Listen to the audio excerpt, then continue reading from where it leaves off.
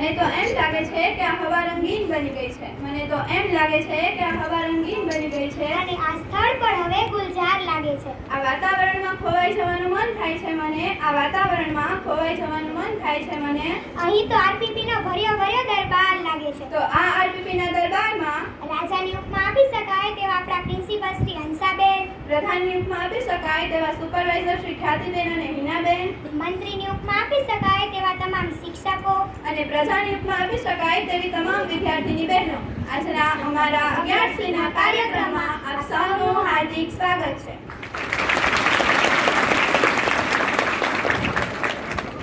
કોઈના કહેવાથી દિવસની રાત નથી થતી, કોઈના કહેવાથી દિવસની રાત નથી થતી. તમારી તાળીઓ વગર અમારા કાર્યક્રમની શરૂઆત નથી થતી.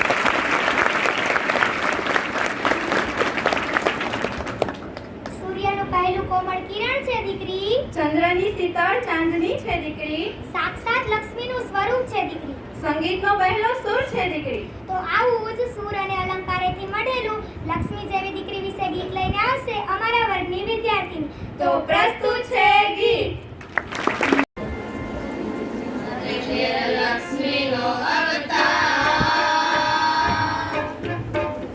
મારે ઘેર લક્ષ્મીનો અવતાર, મારે ઘેર દીકરીનો અવતાર. ઈલાડ કરીને જોઉં જ્યારે જ્યારે, મારી દીકરીને જોઉં જ્યારે જ્યારે, ત્યારે આવે મોગલ દેખાય, મને તો માં મોગલ દેખાય.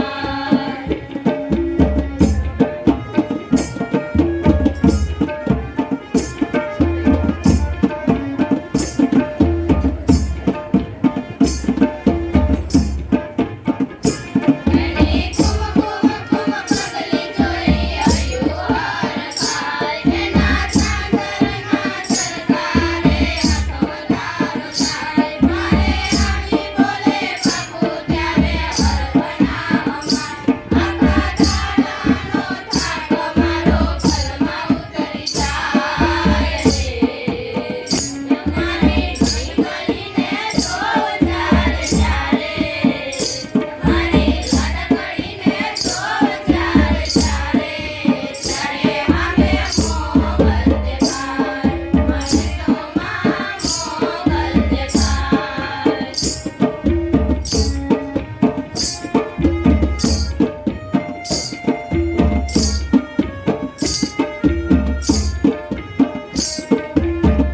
મોગલ દેખાય, મોગલ દેખાય, મોગલ દેખાય, મોગલ દેખાય.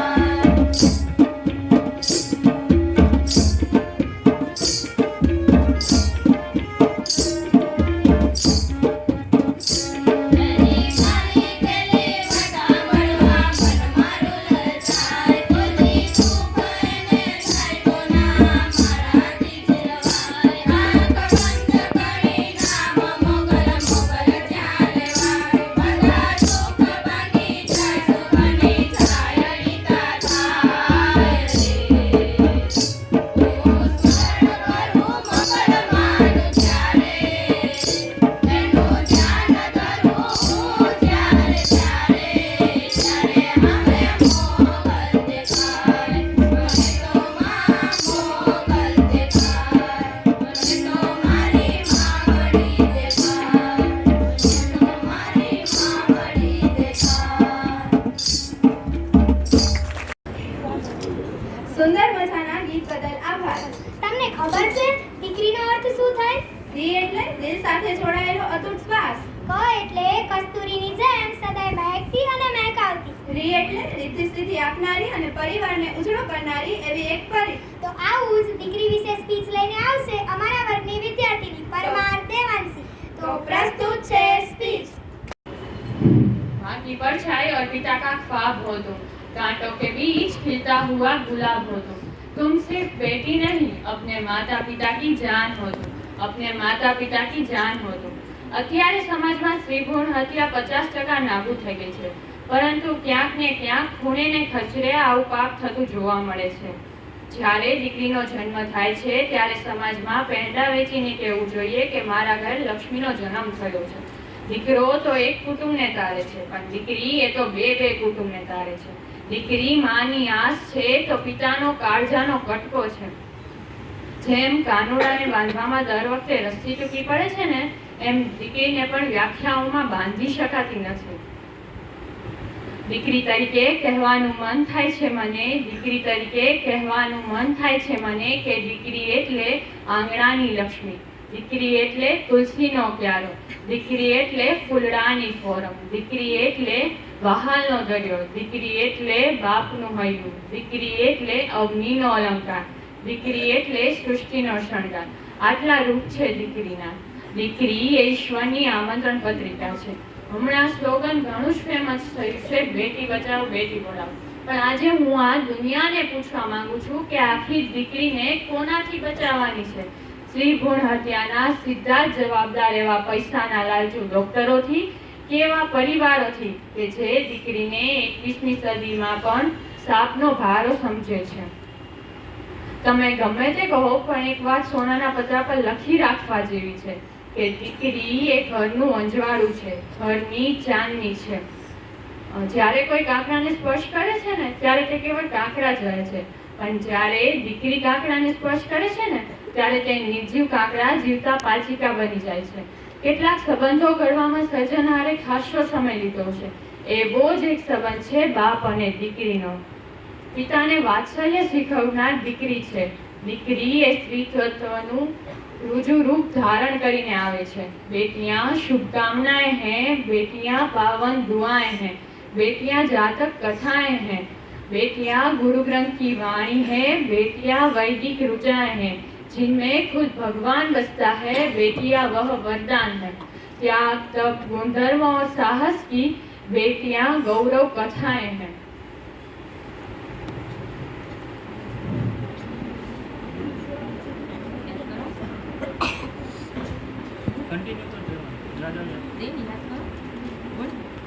એક બાજુ કુળદેવીની સ્થાપના કરીએ છીએ અને બીજી બાજુ દીકરીની અવગણના. પણ ખરેખર તો દીકરી એ આંગણાની લક્ષ્મી છે, બાપની આબરૂનું ઢાંકણ છે. દીકરીને જ્યારે હસતી રમતી ભાળે છે ને, ત્યારે બાપનો બધો જ થાક ઉતરી જાય છે. ભારતની આ ભૂમ પર અનેક સ્ત્રીઓએ પોતાની સાહસિકતાના બીજ વાવ્યા છે. એમાંથી હું વાત કરું તો મહારાણી લક્ષ્મીબાઈની, રાણી તારાબાઈની, રાણી દુર્ગાવતીની, અહેલ્યાબાઈ હોલકરની, કે જેમના વિશે જેટલું બોલીએ તેટલું ઓછું છે. નાની એવી રાતને દિવસ કરી દે ને, એનું નામ દીકરી. બાપની ગમે તેવી રાતને દિવસ કરી દે, એનું નામ દીકરી. દીકરો તો મર્યા પછી પણ સ્વર્ગ આપી શકે, પણ દીકરી તો ઘરમાં જીવતું જાગતું સ્વર્ગ પેદા કરી શકે છે. જો તમે દીકરાને ઘરની તિજોરી કહેતા હોય ને, તો હું દીકરીને ઘરનું ફળિયું કહું છું. જો તમે દીકરાને ચંદન કહેતા હોય ને, તો હું દીકરીને કસ્તુરી કહું છું.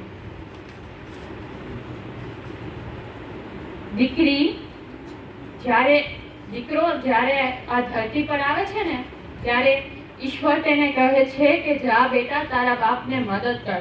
પણ જ્યારે દીકરીને મોકલે છે ને, ત્યારે એમ કહે છે કે જા બેટા તારા બાપને હું મદદ કરીશ. અને અંતમાં તો બસ એટલું જ કહીશ કે દીકરીને દુર્ગા બનાવો, વાત સીતા દ્રૌપદીની સમજાવો, દીકરીને દુર્ગા બનાવો. દીકરી એક ઘરનો દીવો છે, દીકરી એક ઘરનો દીવો છે.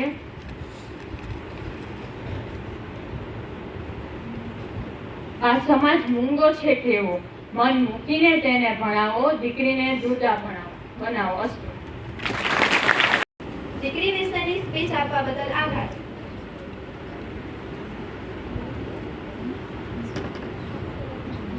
પાઘડી, બાપની મૂછ અને ઘરના સંસ્કાર સાથે જીવી જાણે, એનું નામ છે દીકરી. પરિવારના દરેક સભ્યોની લાડલી, પરિવારમાં હસતી અને ફૂલ જેવા ચહેરાવાળી. તો આવી દીકરી વિશે સ્પીચ લઈને આવી રહી છે અમારા વર્ગની વિદ્યાર્થી. દીકરી વિશે ગીત લઈને આવી રહી છે અમારા વર્ગની વિદ્યાર્થી.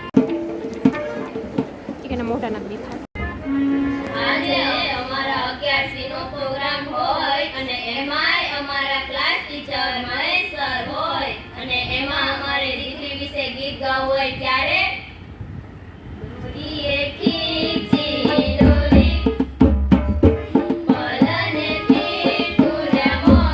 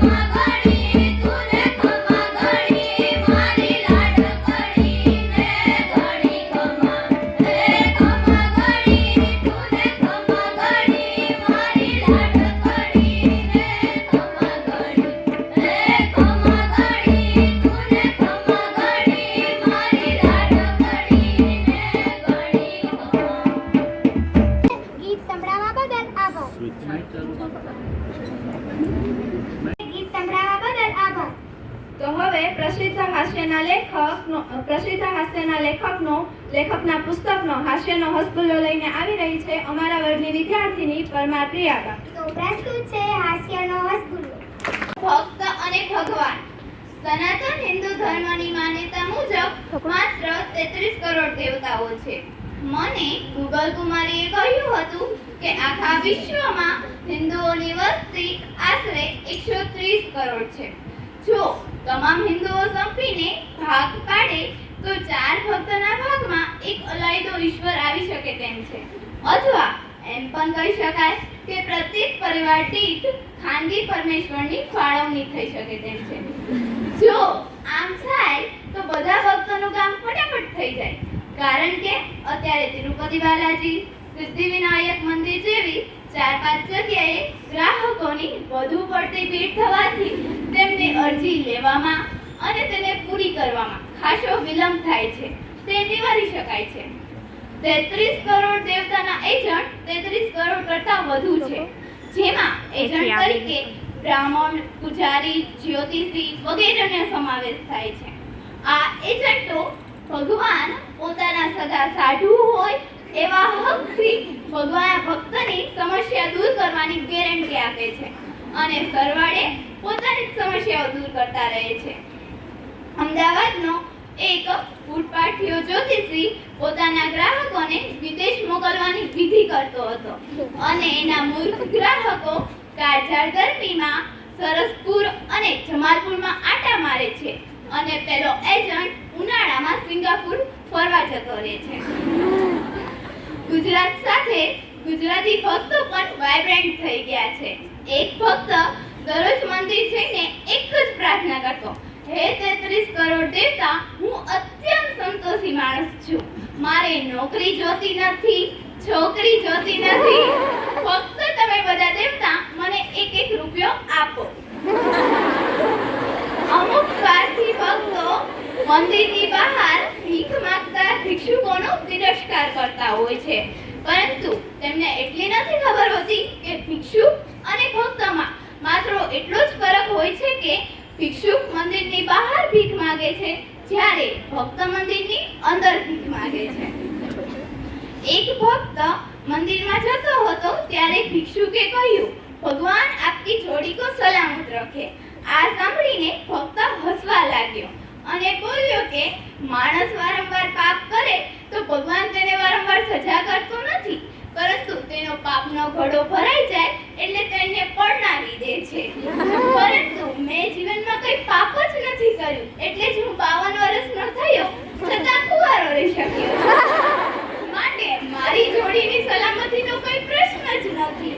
ભિક્ષુ ભક્ત કરતાં વધુ ચાલાક હતો, તેથી તેને બાટલી બદલુ નેતાની જેમ પોતાની વાત બદલતા કહ્યું, મેં આપકે જૂતે કી બાત કર રહા થા. પેલા ભક્તએ ભિક્ષુકની હાજર જવાબ ઉપર ખુશ થઈને 10 રૂપિયાની નોટ આપી અને એના બદલામાં 1000 રૂપિયાના બૂટના રક્ષણની જવાબદારી સોંપી દીધી.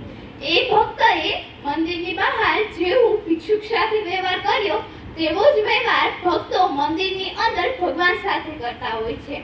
જરા પણ મહેનત કર્યા વગર પરીક્ષામાં સારું ફળ મળે, એટલે કે શું ફળ મળે તે માટે શ્રીફળ વધેરે છે. અમુક દિવસ ઉપવાસ કરીને પછી લાખો રૂપિયા મેળવવાની ઈચ્છા રાખે છે, પરંતુ ખરેખર તો મંદિર કોઈ મોલ નથી કે જ્યાં શ્રીફળ, અગરબત્તી અને પ્રસાદ આપીને ગાડી, લાડી અને બંગલાઓના સોદા થઈ શકે. હકીકતમાં તો 33 કરોડ દેવતા નથી, પરંતુ 33 કોટી એટલે કે 33 પ્રકારના દેવતા છે. ખરેખર તો મંદિર એ કોઈ ભીખ માંગવાનું સ્થળ નથી, પરંતુ ઈશ્વરે લાયકાતથી આપણે વધુ આપ્યું છે, તેથી એ માટે ઈશ્વરને થેન્ક યુ કહેવાની એક પવિત્ર સ્થાન છે. અંતે તો હું એટલું જ કહીશ, ના મંદિર में मिलता है ना मस्जिद में मिलता है, जिसके दिल में इंसानियत है उसके दिल में ईश्वर मिलता है. अस्तु. સમાચાર એટલે દેશ દુનિયામાં થતી અવનવી ઘટનાઓ વિશેની માહિતી પૂરું પાડતું માધ્યમ. રવિવાર એટલે આ એક્સપ્રેસ જેવી જિંદગીની રેલગાડીમાં સફર કરતા આવતું એક નાનું સ્ટેશન કે જે ક્યારે આવીને જતું રહે તેની ખબર જ રહેતી નથી. તેવી જ રીતે દેશ વિદેશમાં શું ચાલી રહ્યું છે તેની આપણી પાસે જાણકારી જ નથી હોતી. તેથી આવી જાણકારી આપણી સમક્ષ રજૂ કરવા આવી રહી છે અમારા વર્ગની વિદ્યાર્થીની રૂપેરા નેન્સી. તો પ્રસ્તુત છે સમાચાર. મુખ્ય સમાચાર. ઈસરો હવે અફાટ અંતરિક્ષમાં મોટી છલાંગ મારશે. ચંદ્રયાન 4 વિનસ ઓર્બિટ મિશન સહિત 3 મહત્વના પ્રોજેક્ટ્સને લીડ ઝંડી. એક રાષ્ટ્ર એક ચૂંટણી માટેની કોવિન કમિટીના પ્રસ્તાવને કેબિનેટની મંજૂરી. ભાવનગર ખાતે રાજ્યના પ્રથમ મશીનનું લોકપર્ણ અનપ્રુતિગેટ એટીએમ શરૂ. રેશન કાર્ડ ધારકો 24 કલાક અનાજ મેળવી શકશે. ભારતીય હોકી ટીમ 5મી વખત એશિયન ચેમ્પિયન ટ્રોફી જીતી ચીનને 1-0 થી હરાવ્યું. ચેઝ ઓલિમ્પિયાડમાં ભારતની પુરુષ અને મહિલા ટીમનો સતત 7મા રાઉન્ડમાં વિજય. આરપીપી ગર્લ્સ હાઈસ્કૂલમાં 23/9 સોમવાર તારીખે યોજાયેલ ચિત્રોમાં, ગાયનમાં, વાદનમાં અને બાળ કવિમાં જિલ્લા કક્ષાએ યોજાયેલ કલામહોત્સવમાં શાળામાં ભાગ લેશે. 22/9 રવિવારના રોજ આરપીપી ગર્લ્સ હાઈસ્કૂલમાંથી જિલ્લા કક્ષાએ ગરબા યોજાશે.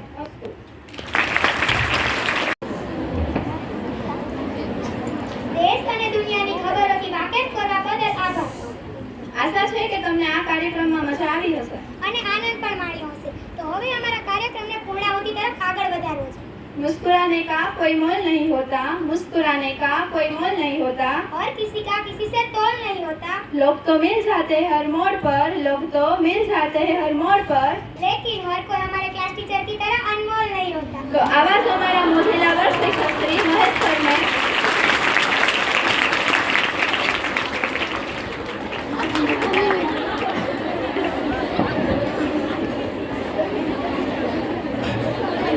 સુપ્રભાત.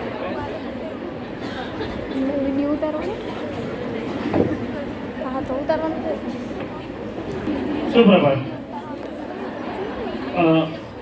હવે જો આટલી અનમોલ વિદ્યાર્થીની બહેનો હોય તો એમના ક્લાસ ટીચર પણ એ પ્રમાણે જ રહેશે. સૌપ્રથમ તો આપણે જે ચિત્રમાં જોઈ શકીએ છીએ, વાલી દીકરી, પિતાનું હળતું પડતું હૃદય એટલે દીકરી, જે આપણે જોઈ શકીએ. હવે એક તો પહેલા તો કે આ વિદ્યાર્થીની બહેનો ખૂબ જ સરસ રજૂઆત કરે છે કે આટલી નાની ઉંમરમાં પણ અહીંયા આવીને બોલી શકે છે. બાકી તમે જોઈ શકતા હશો કે અમુક એજ સુધી પહોંચ્યા પછી પણ આપણે અહીંયા પ્લેટફોર્મ ઉપર આવીને નથી બોલી શકતા, પણ અત્યારથી જ તમારામાં એ બધા ગુણો વિકસે એ બહુ સારી બાબત છે. હવે બીજું કે જે દીકરીની જે વાત કરી છે તો થોડીક એક બે વાત કરીશ, પણ એ પહેલા આ જે વિદ્યાર્થીની બહેને ખૂબ જ સરસ મહેનત કરી, રજૂઆત પણ બહુ સારી કરી અને ગીત અને જે સ્પીચ છે એ પણ બહુ સરસ છે. હવે જે પ્રિયાએ જે વાત કરી છે કે એના પર પણ થોડું કે તાપનો ઘડો જ્યારે ભરાય છે ત્યારે પરણાવી દે છે, એમાં થોડુંક એટલું પણ યાદ આવ્યું કે કદાચ એ ભરાયા પછી પણ જો કદાચ પાપ વધતા હોય તો એવું બને એક બાળક આવે ને બધાને શિક્ષા કરે, અને કદાચ એક્સ્ટ્રીમ લેવલે પણ જો એ પાપ પહોંચી જતું હોય તો પછી કદાચ એ શિક્ષક બને, કે જેથી વિદ્યાર્થીને એમને વારે ઘડી ટોકી શકે અને શીખવી શકે. કારણ કે એક સાથે 70 વિદ્યાર્થીઓને હેન્ડલ કરવું એટલે ઘરે એક બે હોય તો આપણે થાકી જઈએ, અને દરેકને અલગ અલગ એમની ખ્વાહિશ હોય અને રિક્વાયરમેન્ટ હોય, આપણે જે પૂરી કરતા હોઈએ. હવે એ બહુ જ સરસ. હવે જેના કદાચ ઘડા ભરાવા ઉપર છે એમના પણ ભરાઈ જાય એવી આપણે આશા રાખીએ અને એમને પણ આજે લાભ લે. હવે જે મારા અનુભવો છે એના આધારે થોડુંક હું તમને વાત કરીશ. તો તમારી જે અવસ્થા એના વિશે થોડી વાત કરું તો આપણા જીવનના છે સ્ટેજ હોય છે, અમુક સ્ટેજ હોય છે, જેમ કે બાળપણ હોય છે. એ સ્ટેજ મોટા ભાગના પૂરા કરીને આવ્યા છે, એટલે હવે તમે એટલી મેચ્યોરિટી પર તો છો જ કે તમે એનું ડિસિઝન લઈ શકો કે આપણે જ્યારે બાળક હતા ત્યારે આપણાથી શું ભૂલો થઈ અને એ ન થવી જોઈએ. એ હવે તમે તમારા કોઈ નાના ભાઈ બહેન હોય તો તમે એને ટોકી શકતા હશો ને રોકી શકતા હશો, પણ જ્યારે તમે એ જે અવસ્થામાં હતા ત્યારે તમે એ વાતથી અજાણ હતા, કારણ કે એટલી પુખ્તતા હતી નહીં આપણામાં. એની પછીનું જે સ્ટેજ છે એ તમારું છે. 13 વર્ષ પછીનો જે 10 વર્ષનો સમયગાળો છે, તો એ જે સમયગાળો છે એ જીવનનો જે ગોલ્ડન પીરિયડ કહી શકાય. કે તમે જે કોઈ મહાન વ્યક્તિઓ થઈ ગયા એમના જીવનનું જો તમે વાંચન કરો તો જે આ 13 થી 23 વર્ષનો જેનો સમયગાળો છે એમાં જેને ખૂબ જ સંઘર્ષ કર્યા હોય, અને એ પ્રગતિ કરી અને ખૂબ જ સફળતા મેળવી હોય તો એ આ જ સમય છે. પણ જે એ સ્ટેજ ઉપર હોય છે એટલે કે તમારી જે અવસ્થામાં તમે અત્યારે છો એની ગંભીરતા કદાચ તમે એ સ્ટેજ વટાવી ચૂક્યા પછી તમને અનુભવ થાય કે શું કરવાનું હતું ને નહોતું કરવાનું. પણ જો એવી આપણને ફિલિંગ ન આવે કે આવું નહોતું કરવું તો અત્યારથી એ સ્ટેજ જે વટાવી ચૂકેલા જે વ્યક્તિઓ છે એટલે કે તમારા શિક્ષક છે અને તમારા ઘરે માતા પિતા મોટા ભાઈ બહેન તો એ જ્યારે તમને કોઈ બાબત વિશે કોઈ વસ્તુ વિશે ટોકતા હોય શું કરવું એ તો લગભગ આપણને ખબર જ હોય છે પણ શું ન કરવું એના વિશે પણ જો આપણે થોડું ધ્યાન દોરીએ તો અમુક ગંભીર ભૂલો થતા અટકી જાય છે. તો એ એમના અનુભવને આધારે આપણને ટોકતા હોય પણ આપણું આ જે સ્ટેજ છે ને કે આપણે આ જે જીવનનો જે કાળ છે એકદમ ઉત્સાહથી ભરેલો હોય. આપણને એમ લાગે છે કે ખરેખર આપણે બધું જાણીએ છીએ અને જે કરીએ સારું જ છે પણ જીવનના અમુક પડાવ ઉપર આવ્યા પછી એ ભૂલ આપણને સમજાતી હોય છે કે આવું નહોતું કરવાનું. અને એ જો તમારે એવું પછતાવું ન હોય તો અત્યારે તમારા ઘરે માતા પિતા વગેરે તમને થોડીક સલાહ સૂચન કરે, શિક્ષકશ્રીઓ કરે, એ કદાચ તમને કડવું લાગે, એ તમને ના પણ સારા લાગે પણ એ એટલા માટે કહેતા હોય છે કે એ ઓલરેડી એમાંથી પસાર થઈ ચૂકેલા હોય છે. એટલે તમારાથી એવું કંઈ ન થાય કે જે એમનાથી થયું કે એમના આજુબાજુ જે કંઈ એમને જે જોતા હોય કે જે કંઈ ભૂલો થઈ ગઈ છે એ આજીવન પસ્તાવું પડે છે. તો અત્યારે કદાચ એ આપણા મા બાપ આપણને વઢે તો અમુક તો અહીંયા એવા પણ કેસમાં આવતા જોવા કે મારા મમ્મી વઢ્યા ને પપ્પા વઢ્યા 2 દિવસ સ્કૂલે ન આવ્યા જઈમાં નહીં, આ બધું એમની રીસ બતાવે ત્યાં સુધી તો કંઈ જ વાંધો નથી. પણ એમની અળખામણા થઈને પણ આપણા સારા માટે જો કંઈ કહેતા હોય તો એ આપણને એ માનવું જોઈએ કારણ કે આગળ જતાં આપણને પસ્તાવો થશે જો ન માન્યું તો એવું ઘણું બધું હોય છે કે જીવનમાં એ સ્ટેજમાં નથી સમજાતું પણ પછીના સ્ટેજમાં જેમ કે અત્યારે અમે જે છીએ અમે જે સ્ટેજમાં છીએ એ કદાચ અમારા જે ગુરુજનો છે એ વધારે સારી રીતે સમજી શકતા હશે કારણ કે અમારો સ્ટેજ છે એમને પસાર કરી ચૂક્યા છે એટલે એમને પણ અમને કંઈક સારું કહી શકે તો અમે પણ માનીએ છીએ. પણ આજે તમારો સ્ટેજ હોય એમાં એવી કંઈક ફિલિંગ હોય કે ના હું બધું જાણું છું ને બધું માનું છું, બીજા જે કહે છે મને અટકાવવા માટે કહે છે. મારો ભાઈ છે એને બધે ફરવાની છૂટ છે, એને ફોનની છૂટ છે, એને કોઈ નામ પાડતું પણ નથી અને રાત્રે પણ એને ક્યાંય બહાર જતા કોઈ અટકાવતું નથી. પણ જે માતા પિતા કે જે આપણા શિક્ષકશ્રીઓ કહેતા હોય એ ખરેખર આપણા ભલા માટે કહેતા હોય અને આપણે જ્યારે સ્ટેજ પસાર કરીશું ત્યારે આપણને એ વાતનો અનુભવ થશે કે એમને જે કહેતા હતા સાચું. બીજી એક વાત કરું તો કે શિક્ષણ કે શિક્ષણનો હેતુ શું, what is the purpose of education. આપણે જે અભ્યાસ કરીએ છીએ અમે જ્યારે નાના હતા ત્યારે અમે એવું વધારે સાંભળતા કે ભણો છો કે નોકરી મળશે, નહીતર કરતા આજે નોકરી નહીં મળે તો જો કોન્ટ્રાક્ટ બેઝ મળશે. તો પણ ખરેખર એ જે હેતુ છે એ જીવનના અમુક પડાવ ઉપર આપણને સમજાય છે કે શિક્ષણનો હેતુ છે માણસને માણસ બનાવવો. માણસ છે તો એ ઓલરેડી માણસ તો છે જ પણ એને માણસ કેવી રીતે બનાવવો તો એનું ચારિત્ર નિર્માણ કરવું. એને ચારિત્ર નિર્માણ એટલે કે એનો જે વ્યવહાર છે કેવી રીતે રાખવો. માણસ એ બીજા પશુઓથી અલગ કેવી રીતે પડે છે પોતાના વ્યવહારોથી. તો એ વ્યવહાર છે એ વધારે સારી રીતે કેવી રીતે બને કારણ કે આ જે ડિગ્રી છે આપણે જે કંઈ આગળ એજ્યુકેશન લઈશું ડિગ્રી લઈશું પણ એ ડિગ્રીથી આપણું એમાં કે વર્તનનો આપણો ઉલ્લેખ છે કે આ ભાઈનું વર્તન કંઈક કેવું છે પણ એ તમે સાંભળ્યું હશે કે action speaks louder than words. શબ્દો કરતાં તમારું જે વર્તન છે એ ઘણું બધું કહી જતું હોય છે. અને હવે બીજું એટલું કહેવા માંગીશ કે smile is electricity and life is the battery. Smile is electricity અને life is the battery. Battery એટલે ચાર્જ કરવા શેની જરૂર પડે? ઇલેક્ટ્રિસિટી એટલે કે સ્માઇલની. Whenever you smile battery gets charge. જ્યારે તમે હસો છો ત્યારે એ બેટરી છે ચાર્જ થઈ જાય છે and beautiful day is activated અને ખૂબ જ સુંદર દિવસની શરૂઆત થાય. સો કે ફ્રેન્ડલી. અને બીજું કે 11 સાથે બહુ જૂનો સંબંધ રહેલો છે. 2024 છે 2004માં હું પણ જે બોય સ્કૂલ હતો એમાં 11 જ અભ્યાસ કરતો અને અમારો ક્લાસ પણ આટલો સરસ જ હતો, લગભગ દરેક સર ટીચર કદાચ વળતા જ અમને. અને અમે પણ બહુ પ્રેમથી સાંભળી જતા અને જે કે પ્રમાણે એમનું પાલન પણ કરતા. તો બહુ જ સારો એવો ક્લાસ છે. અને બાકી બધી જે વિદ્યાર્થીની બહેનો છે, આ તમને જે પ્લેટફોર્મ મળ્યું છે બહુ સારું છે, કારણ કે આ શીખવા માટે જો શિક્ષકો માટે પણ કંઈ હોય તો તમારા માટે તો ઘણું બધું સારું છે. Thank you.